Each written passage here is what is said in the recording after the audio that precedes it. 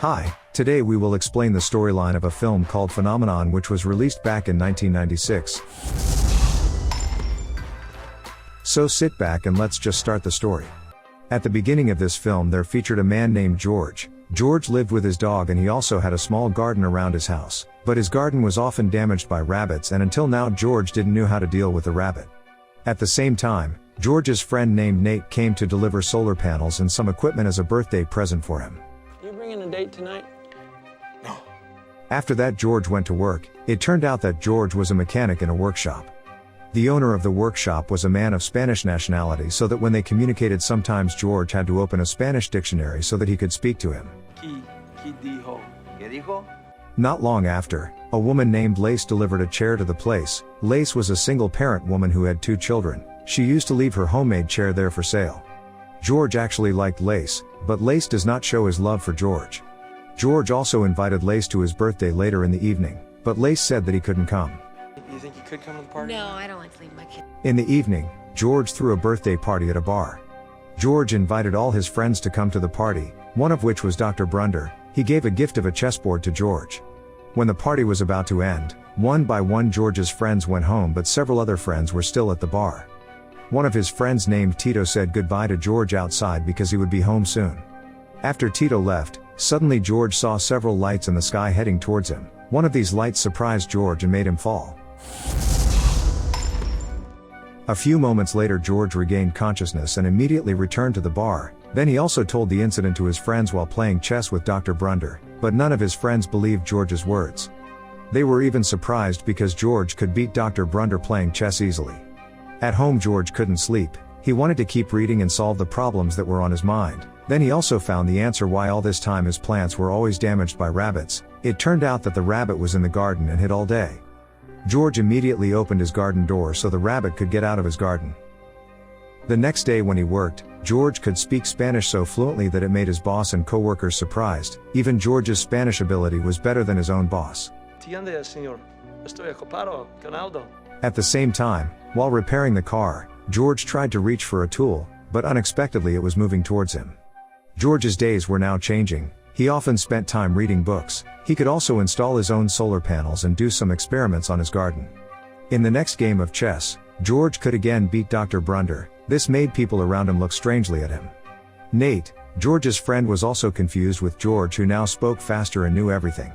Then George heard a strange sound from Nate's radio. Nate replied that the sound was normal, but George said that it was Morse code and he tried to read the Morse code.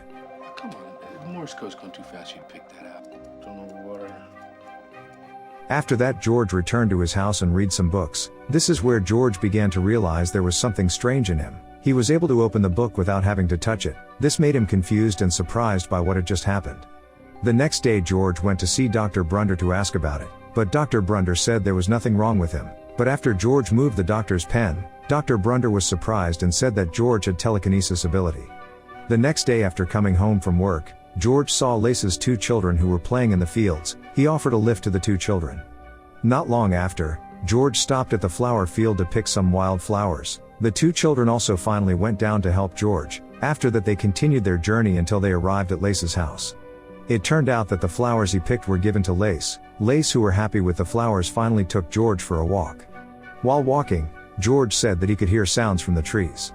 After that he borrowed Lace's phone and told the epicenter that an earthquake was going to happen, but because George didn't have special expertise in that field, they didn't believe him. In the evening after George returned from Lace's house, suddenly a small-scale earthquake occurred. This made Lace immediately go to George and asked why he knew this. George only replied that this just happened. At the same time, Lace saw all the chairs she was selling were at George's house. That means all the chairs that she left in the workshop were bought by George. This made Lace misunderstood and offended, even though George only wanted to help her. The next day a Portuguese man had food poisoning. When they tried to communicate with the man, they had a hard time because the man had just arrived from Portugal a week ago and could not speak English. Finally Dr. Brunder remembered George and told them to pick up George and asked him to read the Portuguese-English translation dictionary. At the same time, a seismologist came to George's house and asked how he knew about the previous earthquake, even though they had been doing research for 10 years and had no information about the prediction of an earthquake. Just like before, George only replied that he knew everything just like that. Not long after that, the person who was sent to pick up George came and they immediately met the Portuguese man. It turned out that the man said that he had a grandson who also consumed the same food. He could have been poisoned too, and now he was in his orchard. Finally, everyone who was there immediately dispersed into the orchard and looked for the child. After a long search they couldn't find it, until finally George felt the same pain that the child felt. George also seemed to get a clue where the child was, and they went in the direction of the clue. It turned out that the child was in a tree surrounded by wood. The next day George met Nate, but he was surprised by the arrival of the FBI, who searched the house and arrested Nate. This related to a message they sent some time ago to Masterson Air Force headquarters, but George said that the one who sent the message was not Nate but himself. After that they brought George to their headquarters to test it. At the FBI headquarters George was tested by Dr. Bob. He tried to ask 2 questions. The first was asked to name mammals in 60 seconds. George could easily answer these questions. Blue dolphin, eel, hippus, fox, gorilla, hyena, ibex, jack. The second question was how old a person was born in 1928. For the second time George could answer it specifically, complete with month, year, date and where the person was born. After being detained for some time, finally George was released because he was not proven guilty. 2 days, 14 hours, and 12 minutes. After being released from prison, George went back to see his friends. But they asked a lot of questions like how George had that ability, was it true that George saw UFOs at that time, and so on. These questions made George even more depressed, and he accidentally went back to telekinesis by breaking a glass, which made everyone speechless. Now look at him! Look! Since then, George decided to return to his home and isolate himself from the outside world. He was also trying to get back to taking care of his garden. George looked so excited that he unconsciously used his own hands when digging the soil in the garden. At the same time, George heard the whistling of the wind, which made him feel happy when he heard the sound. In a different place Lace was working, but her 2 children were fighting over something. It turned out that the object they were fighting over was the glass that was broken by George. Both of them looked so obsessed with George that they wanted to buy the broken glass for $1. George always spent his time reading books and gardening, so it made him never sleep and caused his health to decline. When everyone was away from him, Lace came to see George. Lace tried to take care of George. She helped George cut his hair and clean his face. After that, Lace and George went for a walk to the book fair. Here people who were curious about George asked again how did George got this ability.